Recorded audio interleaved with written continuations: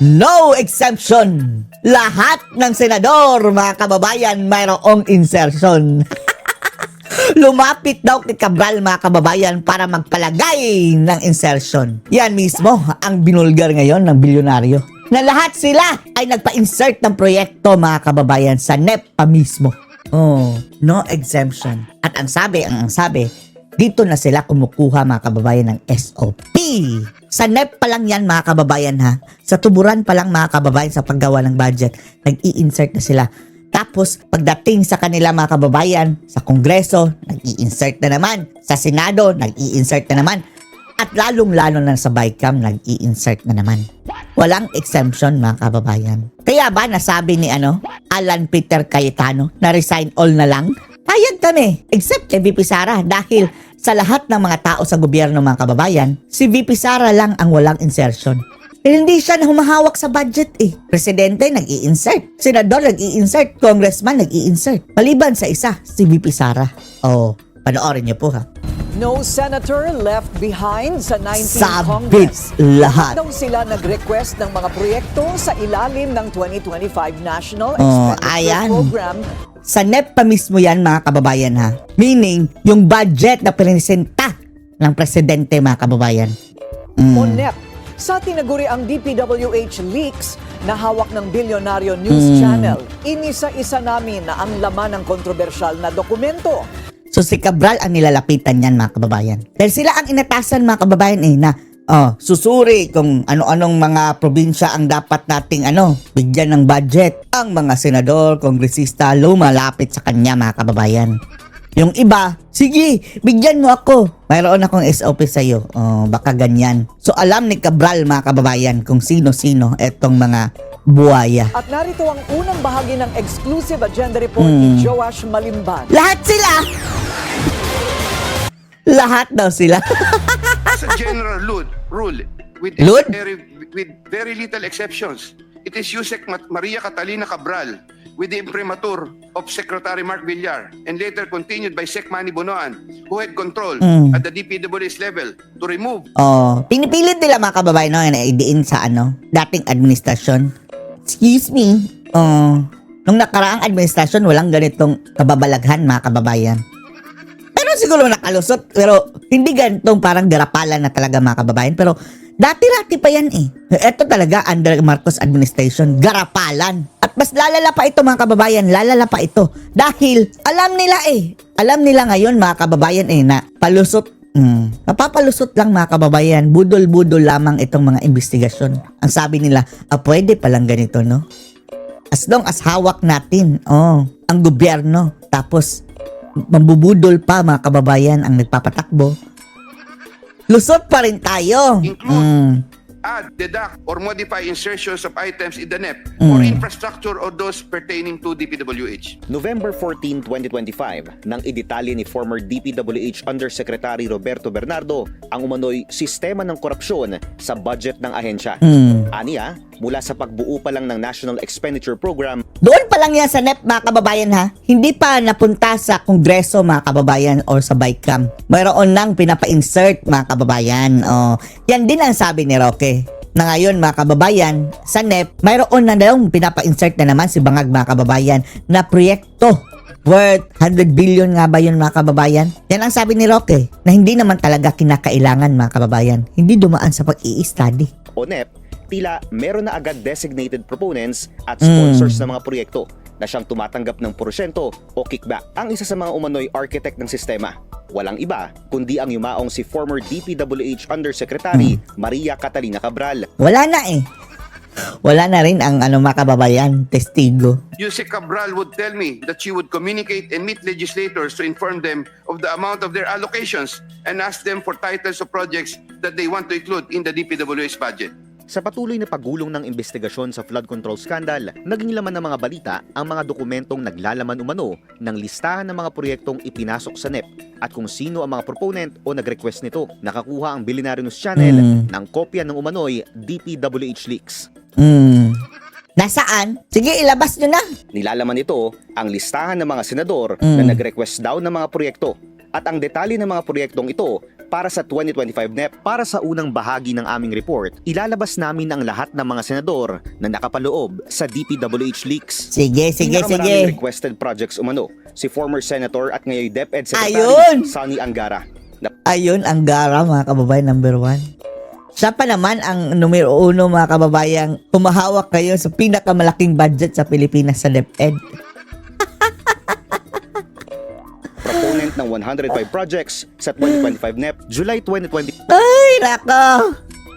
Sana nga, Anggara, ikaw ang inatasan ha, na humawak dyan sa budget ng DepEd na may pinakamalaking porsyon mga kababayan. Trilyon eh. Iwasan ninyo mga kababalaghan dyan at nakawan, corruption. Dahil marami na ang nakatingin Anggara.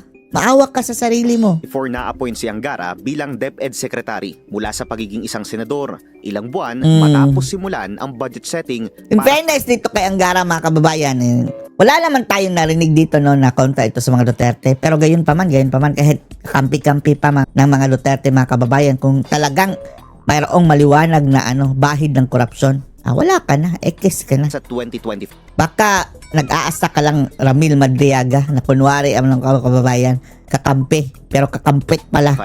Pumapangalawa si Senator Cheese Escudero Ayun naman. Akala natin makukulong na to mga kababayan, sabi ni Bangag. may 34 projects. Ikatlo si Senator Joel Villanueva. Ay, nako. Oh, not surprising mga kababayan, no? The same people. Pero grabe si Anggara, 105. 105 talaga. Ganyan siya kalakas sa bagoong Pilipinas. na may 30 projects.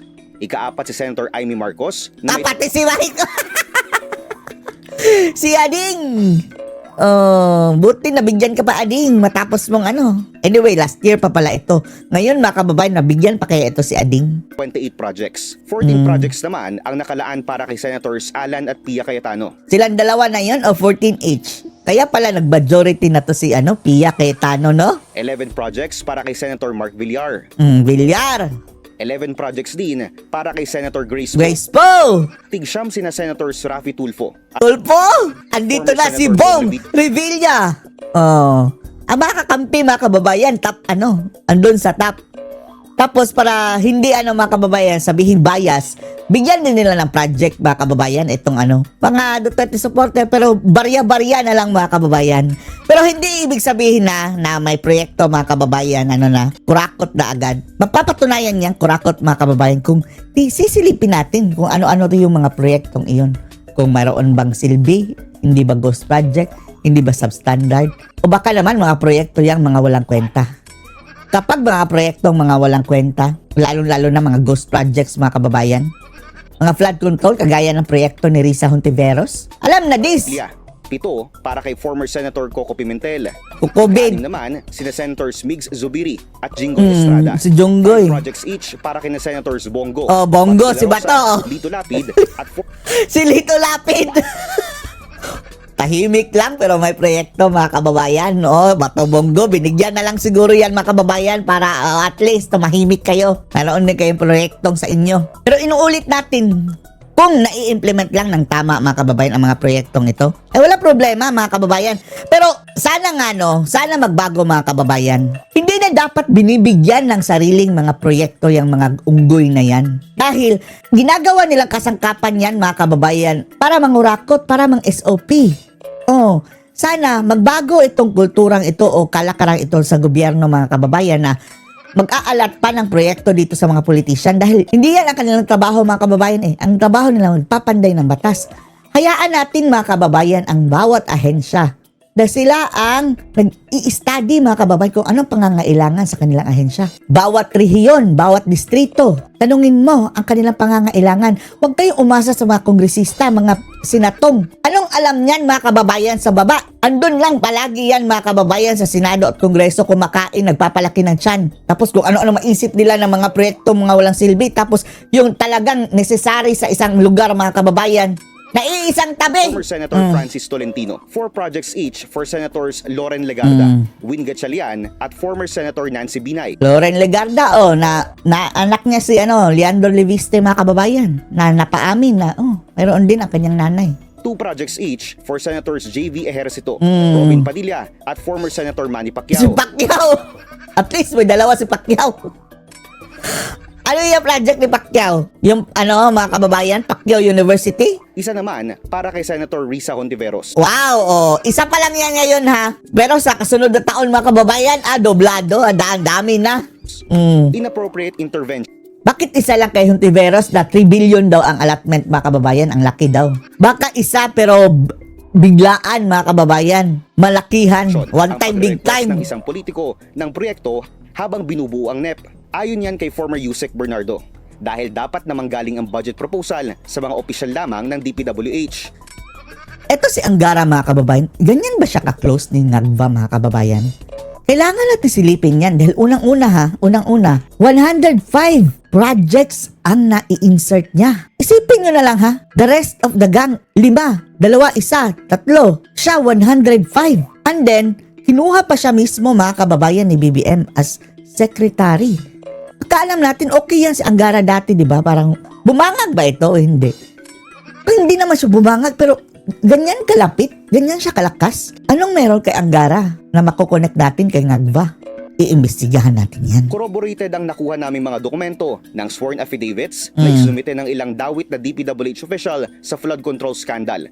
Tugma ito sa mga inilistang proyekto ni Bernardo na pinanumpaan niya sa Senate Blue Ribbon Committee hearing. Pero parang imposible mga kababayan na isa lang ang nirequest sa project ni Hontiveros. Siguro sa NEP. Sa NEP kasi yan mga kababayan. Yung the rest mga kababayan, insertion pala yun sa BICAM. Yung sinabi ni Katonying mga kababayan na 3 billion na maraming sa NEP pa pala yan. Iba pa pala yan mga kababayan, in addition pa. Maliban sa mga nabanggit nitong proyekto na produkto ng mga umano'y BICAM insertion. Maliban pa pala yan. Kaya pala virus. Existing din ang mga proyektong ito para sa transparency server ng DPWH. So andun din. Sa Billionaire News Channel, nakuna ng pahayag ang lahat ng nabanggit na former at incumbent senators. Sana maging patas na lang, no? Na bawat mga kababayan, bawat region, divide equally na lang mga kababayan base sa kung gaano kalaki ang kanilang area.